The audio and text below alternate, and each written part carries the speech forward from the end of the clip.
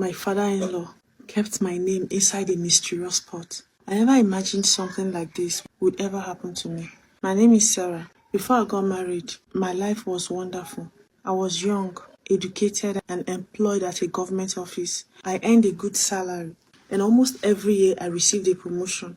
My supervisors trusted me, and everyone believed I had a promising future ahead of me. Then I met the man who would eventually become my husband. He was kind, thoughtful, and came from a well-respected family. We fell deeply in love, and after a few months, he asked me to become his wife. I was overjoyed. Before he came to pay my bride price, I wanted to make a good impression on his parents. I bought two beautiful, expensive wrappers for my future mother-in-law and sent them to her. I also sent a large amount of money to my future father-in-law. Whenever my future father-in-law called to tell me he was ill or needed financial assistance, I never hesitated. I sent him money on several occasions.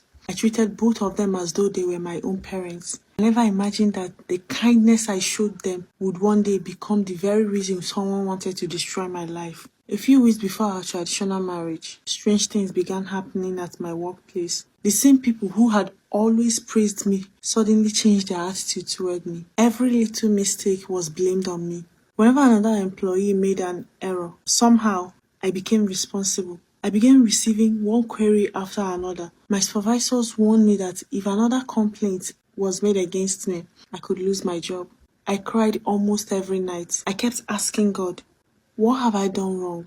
But no one could give me an answer. After our wedding, my husband and I returned to the city, but the problems at work became even worse. Sometimes I would arrive at the office only to find people already angry with me over something I knew absolutely nothing about. I began living in constant fear. 2 years later, Christmas was approaching. One evening, my husband smiled and said, "This year, let's celebrate Christmas in the village with my parents." I agreed immediately. To be honest, I was even relieved at the thought of getting away from the office for a while. I applied for leave and we traveled together.